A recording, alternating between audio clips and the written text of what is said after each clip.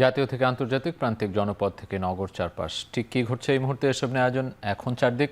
পুরো আয়োজনের সঙ্গে আছি সাজিদ আরাফাত। প্রায় ১.৫ মাস ধরে চলা সংকটের মাঝেই বাড়ানো হলো জ্বালানি তেলের দাম। তবে ডিপো থেকে পর্যাপ্ত সরবরাহ না থাকায় কিছু পাম্প বন্ধ রয়েছে এবং যেসব ফিলিং স্টেশন খোলা রয়েছে তাতে ভোগান্তি বেড়েছে আরও। এ নিয়ে বিস্তারিত জানাতে রাজধানীর আরামবাগ থেকে যুক্ত হচ্ছেন সহকর্মী হাসিব বিল্লাহ।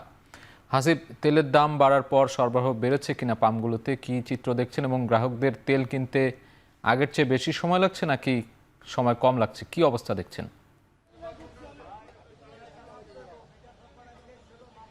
সাজিদ আরাফাত, মূলত যারা চালক রয়েছেন তারা বরাবরের মতোই অপেক্ষা করছেন, প্রতিদিনের মতোই আজও কিন্তু অপেক্ষার প্রহর কিন্তু বেড়েছে বলছে, মানে তেমন একটা কমেনি বললেই চলে।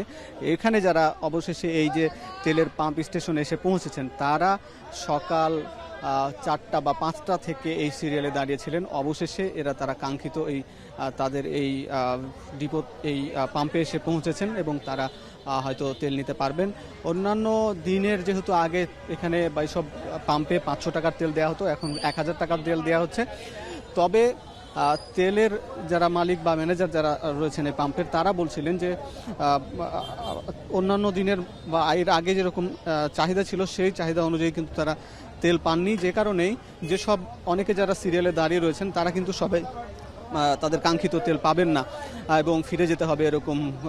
এখানে তারা বলছিলেন যে এখানে 2000 লিটার যে বাইকের তেল দেয়া হবে এবং প্রতিটি বাইককে 7 লিটার করে দেয়া হচ্ছে। প্রায় সে অনুযায়ী কিন্তু প্রায় 285টি বাইক চালক তেল পাবেন। কিন্তু এছাড়া আমরা দেখতে পাচ্ছি যে এখানে কিন্তু ডিজেলও দেয়া হচ্ছে। ডিজেলের ক্ষেত্রেও দেখা যাচ্ছে যে দীর্ঘ সারি, বিভিন্ন গাড়ি, বাস বা ট্রাকের দীর্ঘ সারি দেখা যাচ্ছে। সেই সকাল থেকেও তারা কিন্তু অপেক্ষা রয়েছেন। এছাড়া আমরা দেখেছি যে বাইকের চাইতেও যারা প্রাইভেট কার চালক তারা কিন্তু আরও বেশি অপেক্ষা রয়েছেন এই পাম্পে। এই মেসার্স এইচকে ফিলিং স্টেশনে আমরা দেখেছি যে এখানে ব্যক্তিগত গাড়ি এর চালকরা প্রায় 2 দিন ধরে অপেক্ষা রয়েছেন, কিন্তু তারা তাদের কাঙ্ক্ষিত তেল পাচ্ছেন না। তবে সব মিলিয়ে যারা পাচ্ছেন, দাম বাড়লেও আসলে তাদের ভিতরে একটি ক্ষোভ রয়েছে যে এই 20 টাকা করে লিটারে যে দাম বাড়ানো হয়েছে এটি তাদের ভোগান্তি। কিন্তু তবে তারা যদি তারা যদি পর্যাপ্ত তেল পান তাহলে তারা খুশি হবেন। কিন্তু অনেকে আতঙ্কে আছেন যে সবাই তাদের কাঙ্ক্ষিত তেল পাবে না, ফিরে যেতে হবে। এই ছিল সবকিছু মিলিয়ে সাজিদ আরাফাত এই পাম্প স্টেশন থেকে। পেট্রোল পাম্প থেকে সবশেষ খবর জানাচ্ছিলেন সহকর্মী হাসিব বিল্লাহ। এদিকে আইএমএফের ঋণের সাথে জ্বালানি তেলের দাম বৃদ্ধির কোনো সম্পর্ক নেই উল্লেখ করে অর্থমন্ত্রী বলেছেন, অমীমাংসিত বিষয়গুলোতে আইএমএফের সঙ্গে এখনও আলোচনা চলছে, যা সুরাহা হতে 20 দিন বা 1 মাস সময় লাগতে পারে। বিশ্ববাজারের সাথে সমন্বয় করতেই বাধ্য হয়ে জ্বালানির দাম বাড়ানো হয়েছে বলে দাবি করেছেন বিদ্যুৎ ও জ্বালানি মন্ত্রী। রোববার সচিবালয়ে সংবাদ সম্মেলনে মন্ত্রী আরও বলেন, আইএমএফের সঙ্গে বেশ কিছু শর্তে এখনও ঐক্যমত্যে পৌঁছানো যায়নি। তবে সরকার জনগণের স্বার্থবিরোধী কিছু করবে না বলে জানিয়েছেন অর্থমন্ত্রী আমির খসরু মাহমুদ চৌধুরী।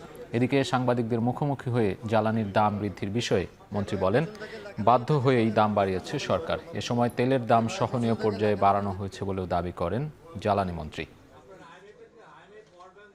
এটা করতে বাধ্য হয়েছি আমরা, কেননা এটা বৈদেশিক মুদ্রাতে কিনতে হয় এবং সেটা যাতে কিছু বেরিয়ে আমরা সহনীয় লেভেলে থাকতে পারি সেই ব্যবস্থা করেছি। আইএমএফ, ওয়ার্ল্ড ব্যাংকের প্রক্রিয়াটা একটা চলমান প্রক্রিয়া, এটা চলতে থাকবে, এটা এখনো শেষ হয় না। ওরা যেভাবে চাইতেছে আমারও তো চাওয়া পাওয়া আছে। ওরা চাইলে যে আমি ওদের কথা মতো তো আমি করতে পারবো না। আমার তো একটা ডেমোক্রেটিকলি ইলেক্টেড গভর্নমেন্ট, এটা বুঝতে হবে। বাংলাদেশ একটি দেশ যেখানে শেষ পর্যন্ত আমরা বাড়াইনি বাংলাদেশের জনগণের স্বার্থ সংরক্ষণ করে তাদের কথা মাথায় রেখে। খুব দ্রুত নিউমোরিং কন্টেইনার টার্মিনালের ভাগ্য নির্ধারণ হবে বলে জানিয়েছেন নৌপরিবহন মন্ত্রী শেখ রবিউল আলম। দুপুরে চট্টগ্রাম বন্দরের এনসিটিতে আয়োজিত এক প্রেস ব্রিফিংয়ে কথা বলেন তিনি। দেশের অর্থনৈতিক প্রবৃদ্ধি ও বৈশ্বিক প্রতিযোগিতায় টিকে থাকতে চট্টগ্রাম বন্দরের সর্বোচ্চ ব্যবহার নিশ্চিতে জরুরি এই পদক্ষেপ তিনি বলেন। এজন্য বিদেশি বিনিয়োগ বাড়িয়ে বন্দরের কাজে গতিশীলতা বৃদ্ধি ও বিভিন্ন প্রকল্পে ব্যয় কমানোর উদ্যোগ নেওয়া হবে বলেও জানান তিনি। এই টার্মিনাল ডিপি ওয়ার্ল্ডকে দেওয়ার প্রসঙ্গে তিনি বলেন, তাদের ইতিবাচক প্রস্তাব ও শ্রমিকদের ন্যায্য দাবি আমলে নিয়ে পর্যালোচনা ও দেশের স্বার্থ রক্ষা করে এই বিষয়ে দ্রুত সিদ্ধান্ত নেবে সরকার। এ বিষয়ে সরকার জনগণের কাছে প্রতিশ্রুতিবদ্ধ।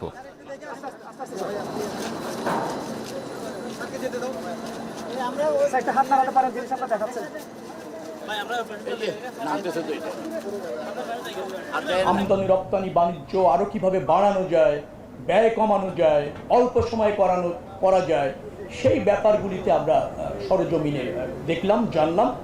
আমি আশা করছি অনেকটা এরকম যে চট্টগ্রাম পোর্ট সময়ের সাথে যেভাবে বিকশিত হওয়ার প্রয়োজন ছিল, সক্ষমতা অর্জন করার প্রয়োজন ছিল, সেটা করেছে।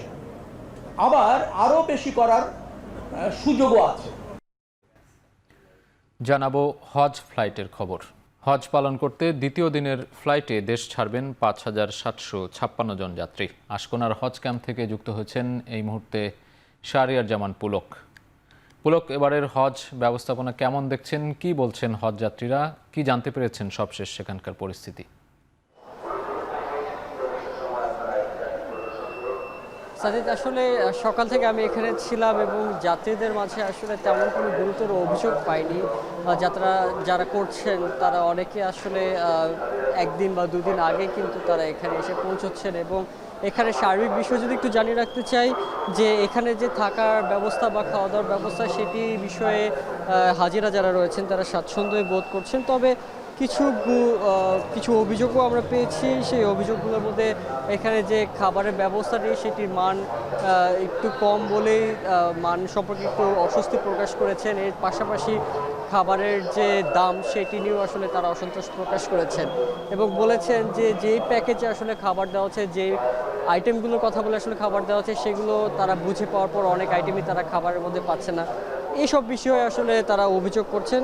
তবে এইসব বিষয়ে আমলে নিয়েছে যেখানে দায়িত্বরত পরিচালক রয়েছেন লোকমান হোসেন। তিনি বলছেন যে এই বিষয়টি আসলে ধর্মমন্ত্রী পর্যন্ত চলে গিয়েছে এবং তিনি আসলে আলাদা করে বলেছেন যাতে হাজি যারা রয়েছেন, হজ যাত্রা যারা যাচ্ছেন, তার যাতে কোনো ধরনের সমস্যা না হয়, সেজন্য তারা এই বিষয়টি নিয়ে সমস্যার সমাধানগুলো করবেন বলে প্রত্যাশা দিয়েছেন।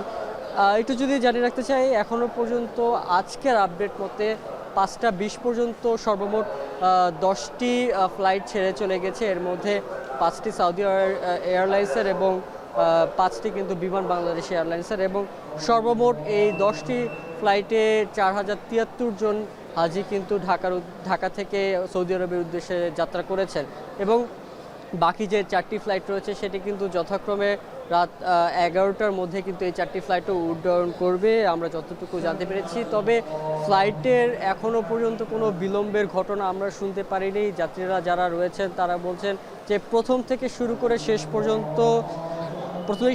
শেষ পর্যন্ত যে ব্যবস্থাপনাগুলো ছিল সরকারি বেসরকারিভাবে, যে যারাই এই ব্যবস্থাগুলো করেছে তারা স্বাচ্ছন্দ্যেই এইসব বিষয়গুলো, তাদের হাজিদের যাতে কোনো ধরনের সমস্যা না হয় সেই বিষয়গুলো চিন্তা করেই তারা সব কিছু দেখভাল করছেন বলে জানিয়েছেন হাজিরা। তো এই ছিল মোটামুটি আমার কাছে রাজধানীর হজ ক্যাম্প থেকে হজ যাত্রার সর্বশেষ। এক মাসেই দ্বিতীয়বারের মতো বাড়ল ভোক্তা পর্যায়ে এলপিজির দাম। প্রতি কেজিতে বেড়েছে 17 টাকা 62 পয়সা।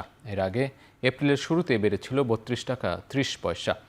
এতে বাজারে সবচেয়ে বেশি ব্যবহৃত 12 কেজি এলপিজি সিলিন্ডারের নতুন দাম 1,728 টাকা থেকে বেড়ে হয়েছে 1,940 টাকা। 12 কেজিতে দাম বাড়ল 212 টাকা। রোববার নতুন দাম ঘোষণা করেছে বাংলাদেশ এনার্জি রেগুলেটরি কমিশন। নতুন দাম আজ সন্ধ্যা 6টা থেকে কার্যকর হবে। গেল মাসে 12 কেজি এলপিজি সিলিন্ডারের দাম ছিল 1,341 টাকা। এপ্রিলের শুরুতে সেই দাম 387 টাকা বাড়িয়ে 1,728 টাকা করা হয়েছিল। মধ্যপ্রাচ্যে যুদ্ধের কারণে জাহাজ ভাড়া বাড়ায় দাম সমন্বয় করা হলো এবার। শেষ হলো সানেমের 3 দিনব্যাপী অর্থনীতিবিদ সম্মেলন। রাজধানীর ব্র্যাক সেন্টারে আয়োজিত এই সম্মেলনে দেশ বিদেশের অর্থনীতি বিশেষজ্ঞ ও গবেষকরা তাদের মতামত তুলে ধরেন। রোববার সেমিনারের শেষ দিনে অর্থনীতিবিদরা দেশের বাণিজ্য, কৃষি, খাদ্য নিরাপত্তা, স্বাস্থ্য, অর্থনীতি, পরিবেশ, শ্রমবাজার, অভিবাসন, রেমিটেন্স ও জলবায়ু পরিবর্তনের প্রভাব নিয়ে মতামত তুলে ধরেন। তারা বলেন, তেলের মূল্য বৃদ্ধির প্রভাব পড়বে দরিদ্র জনগোষ্ঠীর উপর। সংকট সমাধানে সরকারকে প্রস্তুতি নেওয়া সহ সংকটকালীন বাজেট তৈরির পরামর্শ দেন। শুক্রবার শুরু হওয়া এই সেমিনারে অর্থনীতিবিদদের আলোচনা ছাড়াও বিভিন্ন প্রতিষ্ঠানের শিক্ষার্থীরা তাদের গবেষণাপত্র তুলে ধরেন।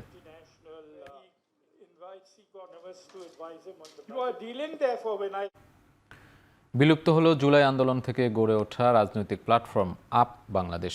এনসিপিতে যোগ দিয়েছেন সংগঠনের কেন্দ্রীয় নেতারা। আপ বাংলাদেশের আহ্বায়ক আলী আহসান জুনায়েদ, মুখ্য সমন্বয়কারী রাফি সালমান রিফাত, মুখপাত্র শাহরিন সুলতানা ইরা সহ ৩৩ নেতা যোগ দেন এনসিপিতে। রোববার বাংলা মোটরে এনসিপির কার্যালয়ে এ নিয়ে সংবাদ সম্মেলনে এনসিপি আহ্বায়ক নাহিদ ইসলাম বলেন, এনসিপিতে যোগদানের ক্ষেত্রে সাবেক পরিচয় মুখ্য নয়, ফ্যাসিস্ট কার্যক্রমের সাথে সম্পৃক্ততা নেই এমন ছাত্রলীগ নেতাকর্মীদের যোগদানেও সমস্যা নেই। জুলাই সনদ নিয়ে সরকারি দলের কড়া সমালোচনা করে তিনি বলেন, বিরোধী মতের বাক স্বাধীনতা হরণ করা হচ্ছে। গণভোটের রায় অস্বীকার করে সরকার রাজনৈতিক সমঝোতার বরখেলাপ করছেন বলেও দাবি করেন তিনি।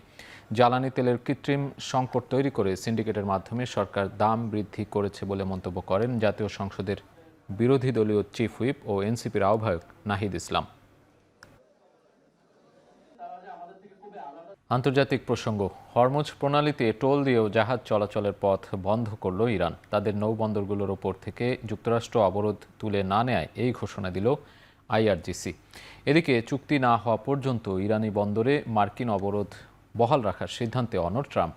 2 সপ্তাহের যুদ্ধবিরতির মেয়াদ বুধবার শেষ হওয়ার আগেই চুক্তি না হলে ইরানে ফের হামলা হুমকি দিয়ে রেখেছেন তিনি।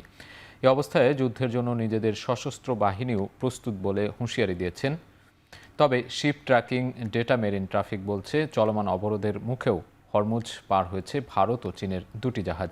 ইরানের স্পিকার বাঘের গালিবাফ আর যুক্তরাষ্ট্রের ইরানের অধিকার ছিনিয়ে নিচ্ছে বলে অভিযোগ প্রেসিডেন্ট মাসুদ পেজেশকিয়ানের। এদিকে হরমুজ থেকে মাইন অপসারণে ড্রোন ও সামুদ্রিক রোবট ব্যবহার করছে পেন্টাগন। খেলার প্রসঙ্গ, ডিপিএলের দলবদলে লিজেন্ড অব রূপগঞ্জে নাম লিখিয়েছেন মেহেদী হাসান মিরাজ এবং লিটন কুমার দাস। সাদা বলের 2 ফরম্যাটের বাংলাদেশি অধিনায়ককেই দলে পাচ্ছে রূপগঞ্জ। প্রথমবার রূপগঞ্জের হয়ে খেলতে নেমে উচ্ছ্বসিত দুজনেই। নিজেদের অভিজ্ঞতার মাধ্যমে রূপগঞ্জকে শিরোপা জেতানোর প্রত্যাশায় লিটন মিরাজ জুটি।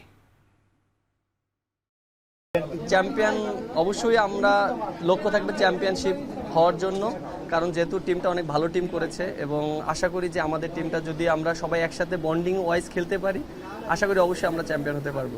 যে দুজন প্লেয়ার আমরা চেষ্টা করব যে কয়টা ম্যাচ খেলার সুযোগ পাই যেন টিমের হেল্প হয়।